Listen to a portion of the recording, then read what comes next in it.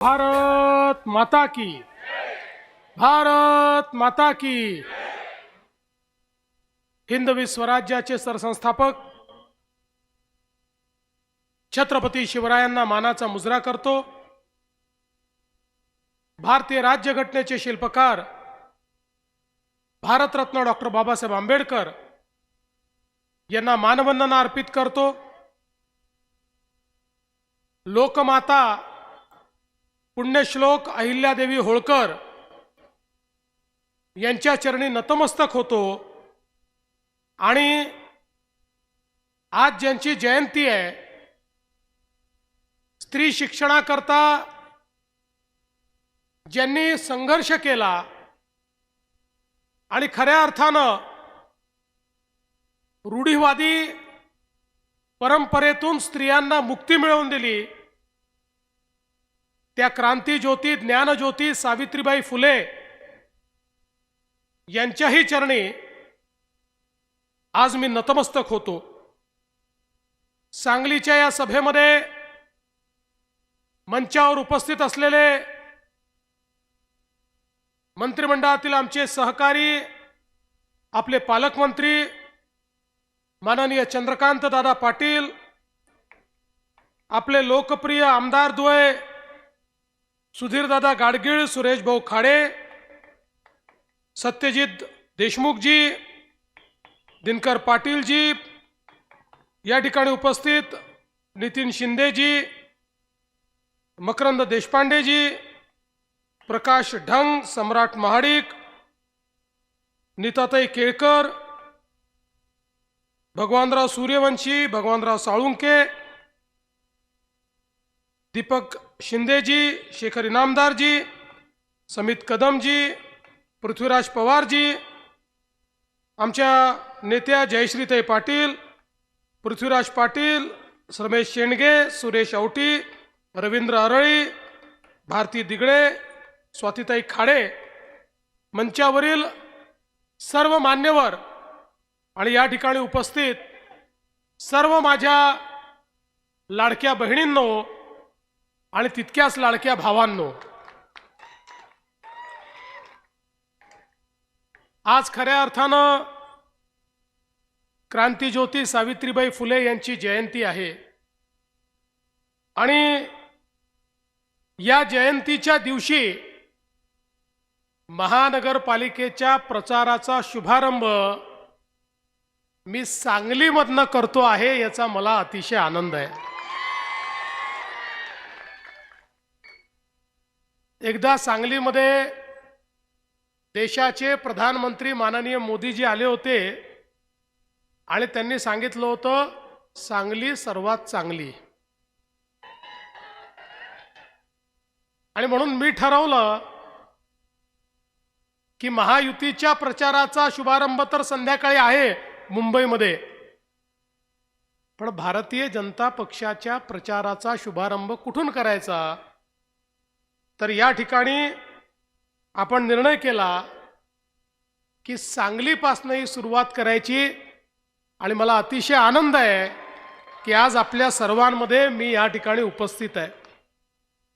मागील वेळेसही मी सांगलीमध्ये आलो होतो, महानगरपालिकेच्या निमित्ताने काही आश्वासनं देखील दिली होती, आपल्या सर्वांना विनंती केली होती की अनेक वर्ष अनेक लोकांच्या हाती तुम्ही महानगरपालिका दिली, एकदा आमच्या हाती तुम्ही देऊन बघा, आम्ही निश्चितपणे विकास करून दाखवू आणि आपल्या सगळ्यांच्या आशीर्वादाने त्यावेळी महानगरपालिकेची सूत्र ही भारतीय जनता पक्षाच्या हातामध्ये आली आणि मला सांगताना आनंद वाटतो की जी आश्वासनं आपण दिली होती ती आश्वासन पूर्ण करण्याचा प्रयत्न हा निश्चितपणे आपण केलाय। खरं तर आपण बघा की ज्यावेळी सांगली आणि कोल्हापूरमध्ये महापूर आला आणि या महापुरानंतर ज्यावेळी इथली परिस्थिती मी बघितली, त्याच वेळी मी ठरवलं की या दोन शहरांची रचना अशी आहे तिथे वारंवार महापूर येऊन इथल्या जनजीवनावर त्याचा परिणाम होतच राहणार आहे आणि म्हणून याचा काहीतरी परमनंट उपाय काढणं हे अत्यंत महत्त्वाचं आहे। आणि मग वर्ल्ड बँकेसोबत आम्ही चर्चा केली आणि राज्यातला पहिला फ्लड डायव्हर्शनचा प्रोजेक्ट ज्यामध्ये 2 टप्पे त्याचे आहेत, या 2 टप्प्यामध्ये एकूण 4000 कोटी रुपये आम्ही खर्च करणार आहोत आणि त्याचा पहिला टप्पा हा 500 कोटी रुपयाचा टप्पा की ज्यामुळे आपल्या सांगली शहराला पुरापासून आपण नेहमी करता वाचवू शकू। त्याला आपण केवळ मान्यताच दिली नाही तर आता त्याचं काम देखील आपण सुरू करतोय। 591 कोटी रुपये याकरता आपण उपलब्ध करून दिले आहेत आणि पुढच्या काळामध्ये हे सगळं पुराचं पाणी हे आम्ही जे वाहून जाणारं पाणी आहे हे सगळं शहरामध्ये न येता ते पश्चिम महाराष्ट्र आणि मराठवाड्यातल्या दुष्काळी भागामध्ये वळवण्याचं काम आम्ही करतो। म्हणजे एकीकडे आपल्या शहरांना पुरापासनं संरक्षण मिळेल आणि दुसरीकडे दुष्काळी भागाला त्या पाण्यामुळे शेतकऱ्याला जीवनदान मिळेल। अशा प्रकारचं एक अत्यंत महत्त्वाचं काम या कार्यक्रमाच्या माध्यमातून आपण केलंय। आज आपण बघा आपल्या महाराष्ट्रामध्ये खूप मोठ्या प्रमाणात नागरीकरण झालं। देशामध्ये नागरीकरणात आपण दुसऱ्या क्रमांकावर आहोत। आज महाराष्ट्राची 50% लोकसंख्या ही शहरामध्ये राहते। 6 कोटी लोक 40,000 गावात राहतात आणि 6 कोटी लोक 400 शहरात राहतात आणि त्याही 6 कोटी लोकांपैकी 4.5 कोटी लोक हे सांगलीसारख्या 29 शहरांमध्ये त्या ठिकाणी राहतात आणि त्यामुळे खऱ्या अर्थानं आपण जर बघितलं तर आपल्या शहरांमध्ये राहणाऱ्यांच्या जीवनामध्ये सकारात्मक परिवर्तन घडवणं हा आपला या ठिकाणी प्रयत्न आहे। आणि आपण जर आपल्या देशाची वाटचाल बघितली तर जवळजवळ 70 वर्ष आपल्या देशामध्ये आपण एकच भूमिका मांडायचो। ती भूमिका चूक नव्हती, ती खरी होती। भूमिका आपली होती भारत हा गावामध्ये राहतो, गावाचा विकास म्हणजे देशाचा विकास। पण ही भूमिका मांडता मांडता आपण हे विसरलो की भारतामध्ये शहरं देखील आहेत, शहरातील लोक राहतात, त्यांच्याही मूलभूत सोयी केल्या पाहिजेत। अन्न वस्त्र निवारा शिक्षण आरोग्य रोजगार याकरता गावातनं लोक शहरात येत आहेत, शहराच्या गरजा वाढत आहेत। शहरामध्ये लोक आले की त्यांना राहायला जागा मिळत नाही, मग अतिक्रमण होतात, झोपडपट्ट्या तयार होतात, ज्याला बिचाराला जिथे जागा मिळेल तो तिथे बसतो। पिण्याच्या पाण्याचे प्रश्न निर्माण होतात, घनकचऱ्याच्या व्यवस्थापनाचे प्रश्न निर्माण होतात, पर्यावरणाचे प्रश्न निर्माण होतात आणि म्हणून जवळजवळ 7 दशकं 70 वर्ष आम्ही शहरांकरता काहीच केलं नाही। पण या देशामध्ये माननीय नरेंद्र मोदीजींचं सरकार आल्यानंतर मोदीजींनी सांगितलं शहरीकरणाला अभिशाप समजू नका, शहरीकरणाला संधी समजा, शहरीकरण थांबणार नाहीये। या ठिकाणी शिक्षण आणि आरोग्याच्या सोयी रोजगाराच्या सोयी या शहरांमध्ये आहेत, त्यामुळे गावाकडनं लोक शहरात येतील। शहरांमध्ये व्यवस्था उभ्या करा, येणाऱ्या लोकांकरता, गरिबांकरता, मध्यमवर्गीयांकरता त्या ठिकाणी सुखसोयी तयार करा। आणि म्हणून या देशामध्ये मोदीजींनी सांगितलं देशाचा 65% GDP हा शहरामध्ये तयार होतो। वस्तू सेवांची निर्मिती, रोजगाराची निर्मिती ही शहरामध्ये तयार होते। आणि म्हणून आपण शहरातल्या गरिबांना आणि मध्यमवर्गीयांना जर त्यांचं जीवनमान उंचावेल अशा प्रकारच्या व्यवस्था उभ्या केल्या तर आपली शहरं हीच पुढच्या काळामध्ये विकासाची केंद्र बनतील। आणि म्हणून पहिल्यांदा माननीय मोदीजींनी देशामध्ये शहराच्या विकासाकरता योजना उभ्या केल्या मग त्या ठिकाणी खऱ्या अर्थानं स्मार्ट सिटीची योजना असेल, अमृत शहरांची योजना असेल, प्रधानमंत्री आवास योजना शहरी असेल, स्वच्छ भारत योजना शहरी असेल, अशा वेगवेगळ्या योजनांच्या माध्यमातून मोदीजींनी मोठ्या प्रमाणात शहरांना पैसे देणं सुरू केलं. लाखो कोटी रुपये आता शहरांकरता या ठिकाणी उपलब्ध व्हायला लागले. एकट्या महाराष्ट्राचा विचार केला तर जवळजवळ 30-35 हजार कोटी रुपये हे मोदीजींनी आपल्या महाराष्ट्राकरता, मग पिण्याच्या पाण्याच्या योजना असो, शहरामध्ये भुयारी गटाराच्या योजना असो, शहरामधलं घनकचऱ्याचं व्यवस्थापन असो, शहरातल्या गरिबाला घर देण्याचा विषय असो, या सगळ्या गोष्टींकरता आपल्याला उपलब्ध करून दिल्या आणि महाराष्ट्रातली शहरं ही बदलायला लागली. आज आपण बघा, पिण्याच्या पाण्याच्या इतक्या समस्या शहरांमध्ये निर्माण झाल्या, पण गेल्या 10 वर्षांमध्ये अनेक शहरांना आपण त्या ठिकाणी पिण्याच्या पाण्याच्या योजना दिल्या आणि आता तर आपल्या शहराची देखील जी काही वाढती गरज आहे, ही गरज लक्षात घेऊन त्या ठिकाणी वारणा उद्भव योजना आपण तयार केली आहे. जवळपास 454 कोटी रुपये या योजनेला लागणार आहेत. आता योजना आमच्याकडे मान्यतेला येते आहे, काळजी करू नका. सांगलीतल्या प्रत्येक घरामध्ये नळ उघडल्यानंतर पिण्याचं पाणी पोचलं पाहिजे, याकरता या योजनेलाही मान्यता ही त्या ठिकाणी देण्यात येईल. एवढंच नाही तर आता महानगरपालिकेची इमारत देखील इतकी जुनी झाली आहे की या इमारतीमध्ये खऱ्या अर्थानं एक आधुनिक शहर कसं तयार करायचं हा प्रश्न आहे. आणि म्हणून सांगली महानगरपालिकेवर आपल्या आशीर्वादानं आपला झेंडा लागला की पहिल्यांदा महानगरपालिकेला नवीन इमारत देखील आपण त्या ठिकाणी देऊ. आज आपल्याला माहिती आहे, मागच्या काळात रस्त्यांकरता आपण पैसे दिले, गटारीकरता आपण पैसे दिले, मोठ्या प्रमाणामध्ये आपण वेगवेगळ्या प्रकारच्या योजनांकरता पैसे दिले, सुशोभीकरणाकरता पैसे दिले. सांगली, मिरज, कुपवाड या शहराच्या विविध भागांमध्ये आज जे एक परिवर्तन आपल्याला पाहायला मिळतं, या शहराला शहराचं स्वरूप हे प्राप्त झालेलं आपल्याला पाहायला मिळतं.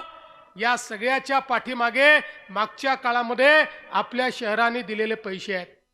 आणि म्हणून मगाशी आमदार साहेब, दोन्ही आमदार असं म्हणत होते की मागच्या वेळी तुम्ही सांगितलं आणि पैसे दिले, आता देखील तुम्ही घोषणा करा. मी घोषणा एवढीच करण्याकरता आलो आहे, तुम्ही महानगरपालिका निवडून आणा, तुम्हाला कुठल्याच कामामध्ये पैशाची कमतरता राहणार नाही.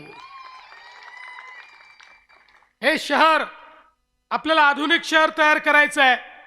या शहरामध्ये मूलभूत सोयी ज्या आहेत, आपल्या इथलं संपूर्ण सांडपाणी हे नदी नाल्यामध्ये न जाता त्या ठिकाणी खऱ्या अर्थानं प्रक्रिया होऊन ते जे पाणी आहे त्याच्या STPच्या माध्यमातून त्या पाण्यामधलं त्यातली विष्ठा दूर करून आणि त्यातलं शुद्ध झालेलं पाणी हेच आपल्या नदी नाल्यांमध्ये आणि विहिरींमध्ये गेलं पाहिजे.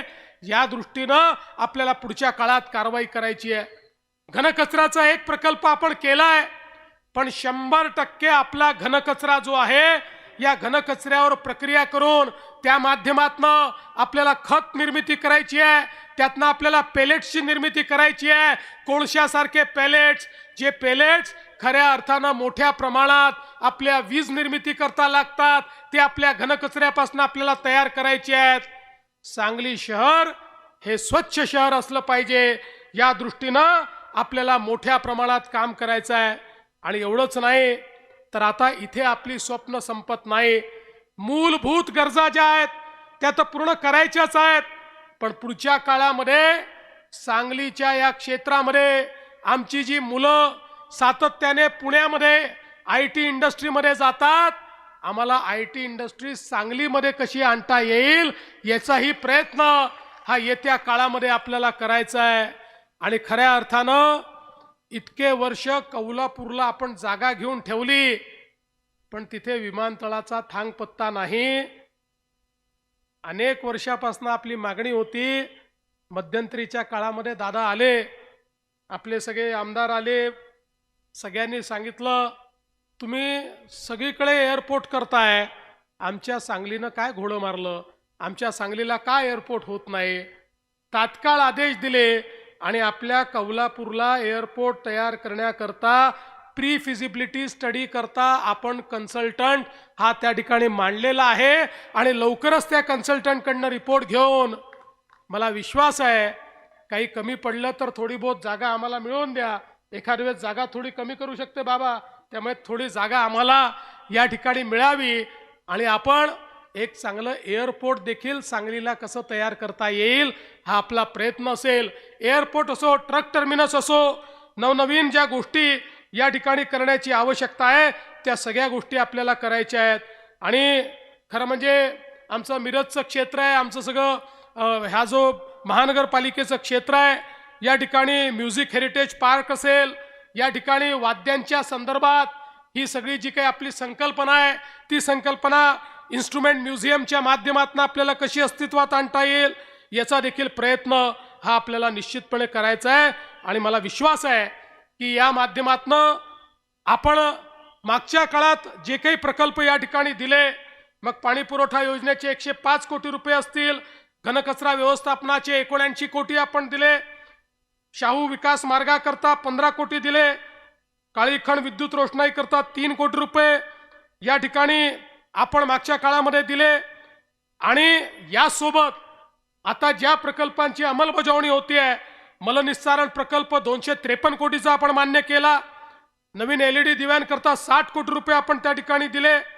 वेगवेगळ्या प्रकारचा आता मी या ठिकाणी सांगत बसलो तर त्याला खूप वेळ जाईल. माझ्याकडे 4 पानं या ठिकाणी केलेल्या कामांच्या संदर्भात आहे, पण मी तुम्हाला एवढंच आश्वासित करण्याकरता आलो आहे, आमचं विजन हे केवळ वर्ष 2 वर्षाचं विजन नाही आहे.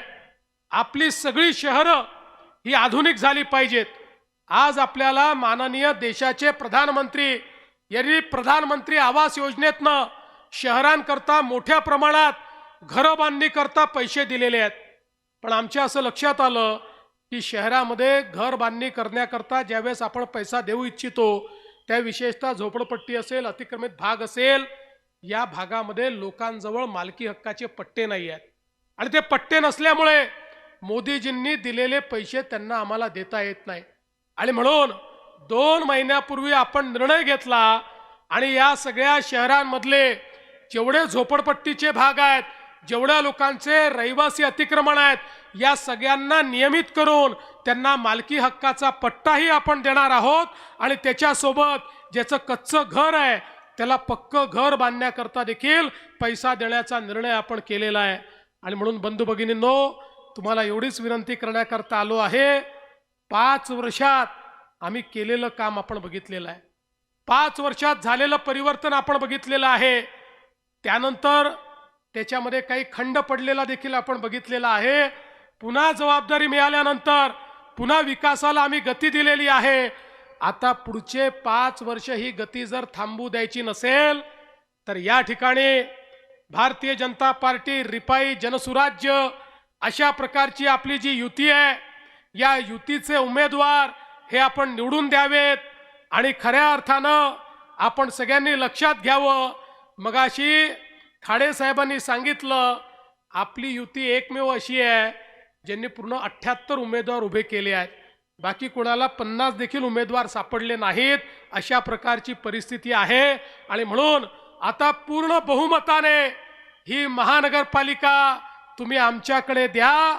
येत्या 16 तारखेला 15 तारखेला ज्यावेळी मतदान होईल त्या दिवशी, मतदानाच्या दिवशी त्या ठिकाणी गेल्यानंतर आपल्या महायुतीची, आपल्या कमळाची, आपल्या चिन्हाची चिंता ही तुम्ही करा. आणि त्यानंतर 5 वर्ष तुमची चिंता ही आमच्यावर सोडून द्या, एवढीच विनंती आपल्याला करतो आणि माझं बोलणं संपवतो. धन्यवाद. जय हिंद, जय महाराष्ट्र. धन्यवाद.